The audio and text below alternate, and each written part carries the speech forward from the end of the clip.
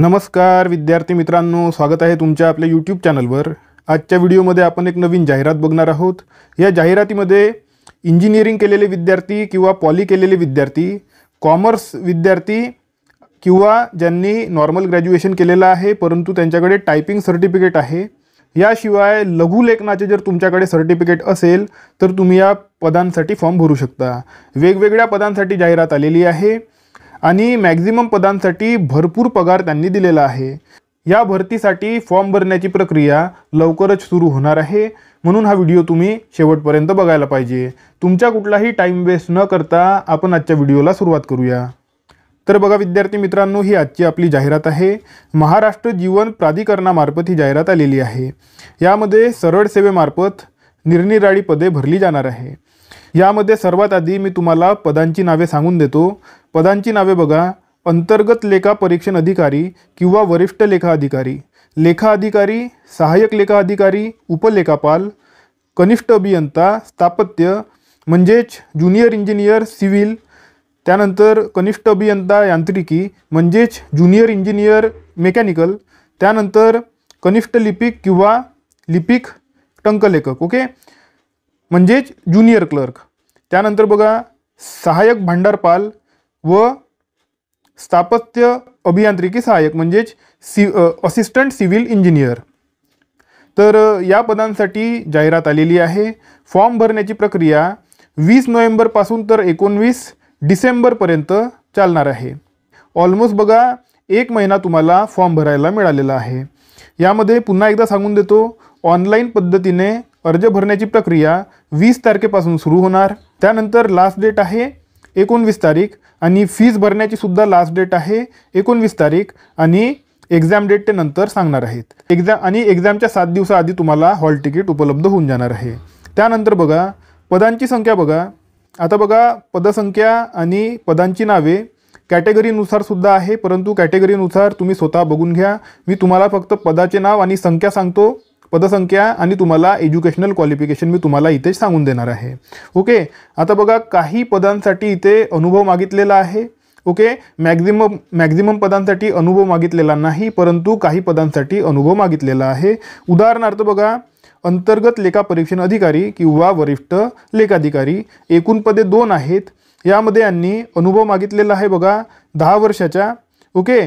तर यामध्ये post graduate degree पाहिजे, ॲटलिस्ट बघा सेकंड क्लास असणे गरजेचे आहे आणि डिग्री असायला पाहिजे कॉमर्सची ओके, कॉमर्स किंवा इक्विव्हॅलेंट डिग्री असणे गरजेचे आहे। त्यानंतर बघा लेखा अधिकारी, इथे 3 पदे आहेत, कॅटेगरीनुसार तुम्ही स्वतः बघून घेऊ शकता। इथे सुद्धा बघा अनुभव मागितलेला आहे 5 वर्षांच्या अकाउंटिंगसाठी, अकाउंटिंग डिपार्टमेंटमध्ये, आणि इथे सुद्धा तुमच्याकडे मास्टर्स डिग्री म्हणजेच PG असायला पाहिजे कॉमर्समध्ये, ठीक आहे। ॲटलिस्ट बघा सेकंड क्लास असणे गरजेचे आहे। त्यानंतर बघा सहाय्यक लेखा अधिकारी, गट ब चे पद आहे हे, आणि एकूण पदे इथे 6 आहेत। कॅटेगरीनुसार तुम्ही स्वतः बघून घेऊ शकता।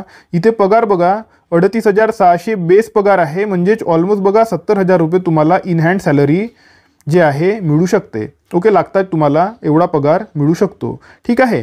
त्यानंतर एज्युकेशनल क्वालिफिकेशन, इथे तुम्हाला बघा डिग्री पाहिजे ॲटलिस्ट बघा सेकंड क्लासमध्ये पाहिजे आणि कॉमर्समध्ये तुम्हाला डिग्री असणे गरजेचे आहे ओके।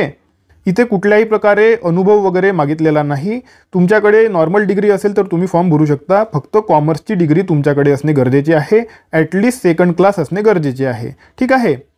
त्यानंतर बघा उपलेखापालची 3 पदे आहेत ओके, आणि गट क चे पद आहे उपलेखापाल, आणि यामध्ये वेतन श्रेणी बघा 35,400 रुपये बेस आहे, म्हणजेच इथे तुम्हाला 60,000च्या जवळपास सॅलरी लागताच मिळणार आहे ओके।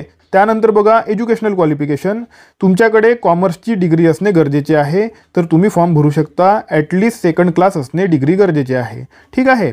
त्यानंतर बघा कनिष्ठ अभियंता स्थापत्य म्हणजे ज्युनियर इंजिनियर सिव्हिल, यासाठी भरपूर पदे आहेत, एकूण 144 पदे यांनी दिलेली आहे। कॅटेगरीनुसार तुम्ही स्वतः बघून घेऊ शकता। इथे सुद्धा बेस पगार आहे 38,600 रुपये, म्हणजे तुम्हाला 70च्या जवळपास तुम्हाला पगार जे आहे मिळणार आहे।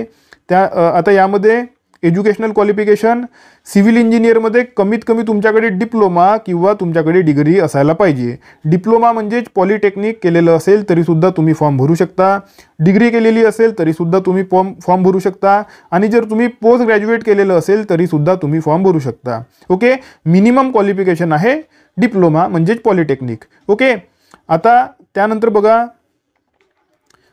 कनिष्ठ अभियंता यांत्रिकी म्हणजे ज्युनियर इंजिनियर मेकॅनिकल गट ब चे पद आहे. हे सुद्धा एकूण पदे आहे 16. वेतन श्रेणी सेम राहणार आहे. एज्युकेशनल क्वालिफिकेशन बघा इथे यांनी मेकॅनिकल इंजिनिअरिंग, ऑटोमोबाईल इंजिनिअरिंग किंवा प्रोडक्शन इंजिनिअरिंग किंवा प्रोडक्शन टेक्नॉलॉजी यामध्ये 3 वर्षाचं पॉलिटेक्निक यांनी मागितलेलं आहे. ओके, तर पॉलिटेक्निक तुम्ही केलेली असेल तर तुम्ही या पदासाठी फॉर्म भरू शकता. त्यानंतर बघा उच्च श्रेणी लघुलेखक गट ब एकूण 3 पदे आहेत. लघुलेखक ज्यांच्याकडे सर्टिफिकेट असेल ते विद्यार्थी इथे फॉर्म भरू शकता. इथे यांनी बघा ग्रॅज्युएशन सुद्धा मागितलेलं नाही, माध्यमिक शाळा प्रमाणपत्र पाहिजे तुमच्याकडे, आणि त्यानंतर तुमच्याकडे लघुलेखन प्रमाणपत्र पाहिजे आहे. त्यानंतर निम्न श्रेणी लघुलेखक गट क एकूण 6 पदे आहे. इथे सुद्धा तुमच्यासाठी बघा सेम राहणार आहे, माध्यमिक शाळा प्रमाणपत्र आणि लघुलेखन तुम्हाला यांनी मागितलेलं आहे. त्यानंतर बघा कनिष्ठ लिपिक म्हणजेच ज्युनियर क्लर्क भरपूर पदे आहेत, 46 पदे यांनी इथे जे आहे सांगितलेली आहे. इथे यांनी ग्रॅज्युएशन मागितलेलं आहे. कोणत्याही फील्डमध्ये तुम्ही ग्रॅज्युएशन केलेलं असेल तरीसुद्धा तुम्ही या पदासाठी फॉर्म भरू शकता. त्यानंतर टायपिंग सर्टिफिकेट 30-40 यांनी मागितलेलं आहे, म्हणजेच मराठी 30 आणि इंग्रजी 40साठी यांनी जे आहे नेहमीप्रमाणेच यांनी इथे मागितलेलं आहे. ओके, त्यानंतर बघा सहाय्यक भांडारपाल गट क एकूण पदे आहेत 13. यामध्ये सुद्धा बघा यांनी माध्यमिक शालांत प्रमाणपत्र मागितलेलं आहे. त्यानंतर यांनी टायपिंग मागितलेली आहे 30-40 यांनी टायपिंग इथे मागितलेली आहे. फरक फक्त एवढा आहे की तिथे त्यांनी ग्रॅज्युएशन मागितलेलं होतं, म्हणजेच ज्युनियर क्लर्कसाठी ग्रॅज्युएशन मागितलं होतं. इथे यांनी ग्रॅज्युएशन मागितलेलं नाही, माध्यमिक शालांत प्रमाणपत्र यांनी मागितलेलं आहे. ओके, त्यानंतर बघा स्थापत्य अभियांत्रिकी सहाय्यक म्हणजेच असिस्टंट सिव्हिल इंजिनियर इथे एकूण पदे आलेली आहेत 48. यामध्ये यांनी बघा माध्यमिक शालांत परीक्षा पाहिजे, त्यानंतर स्थापत्य अभियांत्रिकी म्हणजेच सिव्हिल इंजिनियर आणि स्थापत्य अभियांत्रिकी पदविका किंवा तिला समकक्ष अर्हता परीक्षा उत्तीर्ण केलेली तुम्ही असायला पाहिजे. ओके, तर बेसिकली बी पॉली ओके किंवा इक्विव्हॅलंट हे तुमच्याकडे असणे गरजेचे आहे. ठीक आहे, तर बघा विद्यार्थी मित्रांनो, मला असं वाटतं की तुम्हाला एज्युकेशनल क्वालिफिकेशन सर्व काही समजलेलं असणार. तरीसुद्धा तुम्हाला जर काही समजलेलं नसेल तर तुम्ही ते मला कमेंट सेक्शनमध्ये कमेंट करून विचारून घेऊ शकता. तुमच्या प्रत्येक प्रश्नाचे उत्तर मी कमेंट सेक्शनमध्ये देणार आहे. याशिवाय माझ्या हातून एज्युकेशनल क्वालिफिकेशनमध्ये काही सुटलेलं असेल, बोलताना काही चूक झालेली असेल तर ते सुद्धा तुम्ही मला कमेंट सेक्शनमध्ये सांगा. ओके, आता समोर बघा, आता इथे बघा विद्यार्थी मित्रांनो परिशिष्ट अ इथे यांनी एक्झाम पॅटर्न दिलेला आहे. वेगवेगळ्या पदासाठी वेगवेगळा राहणार आहे, परंतु सर्व काही मी तुम्हाला सांगणार नाही. ओके, सर्वच्या सर्व खूप सारी पदे आहेत तर सर्व काही सांगणे शक्य नाही, परंतु इथे मी तुम्हाला सब्जेक्ट सांगून देतो. हे बघा मराठी विषय राहणार आहे, इंग्रजी राहणार आहे, GS राहणार आहे, रिझनिंग राहणार आहे. ओके, आता वेगवेगळ्या पदासाठी वेगवेगळं जे आहे वेटेज यावर राहणार आहे. ठीक आहे, कारण बघा इथे यांनी तांत्रिक घटकसुद्धा दिलेला आहे, कारण तांत्रिक सब्जेक्ट तुम्हाला इथे ते त्यांनी ठेवलेला आहे आणि तांत्रिकमध्ये भरपूर गुण भरपूर प्रश्न तुम्हाला इथे मिळणार आहेत. ठीक आहे, आता यामध्ये काही ठिकाणी बघा व्यावसायिक चाचणीसुद्धा राहणार आहे, हे सुद्धा तुम्ही लक्षात ठेवा. आणि वेगवेगळ्या ठिकाणी यांनी वेगवेगळं दिलेलं आहे. बघा आता इथे बघा ज्युनियर क्लर्कचे मी तुम्हाला दाखवून देतो. भरपूर विद्यार्थी फॉर्म भरत असतात ज्युनियर क्लर्कसाठी. हे बघा नेहमीप्रमाणे ज्युनियर क्लर्कसाठी प्रत्येक विषयावर 25-25-25 आहे. ओके, आणि इथे बघा तांत्रिक घटक इथे राहणार नाही. ओके, तांत्रिक घटक ज्युनियर क्लर्कसाठी राहणार नाही. नेहमीप्रमाणे जे आहे तुमचा पेपर होणार आहे.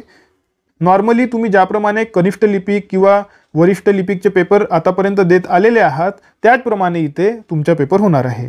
ओके, तर अशा प्रकारे तुम्ही ज्या परीक्षेचा फॉर्म भरणार आहात त्या परीक्षेसाठी तुम्ही इथे स्वतः बघून घेऊ शकता.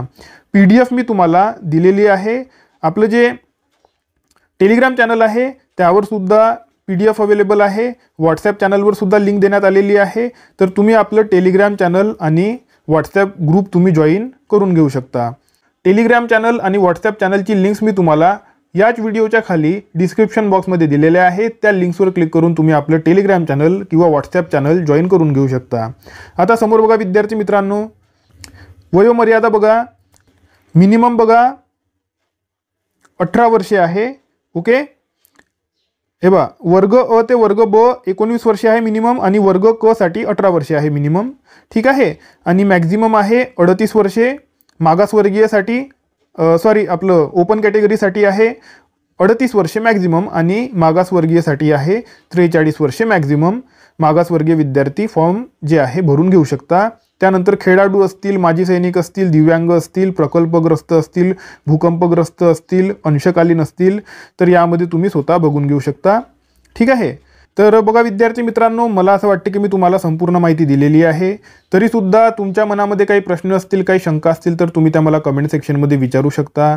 आता आपण भेटूया आपल्या पुढच्या व्हिडिओमध्ये। तोपर्यंत अभ्यास करत राहा। या व्हिडिओला लाईक करा, चॅनलला सबस्क्राईब करा आणि बेल आयकॉन प्रेस करून टाका। धन्यवाद।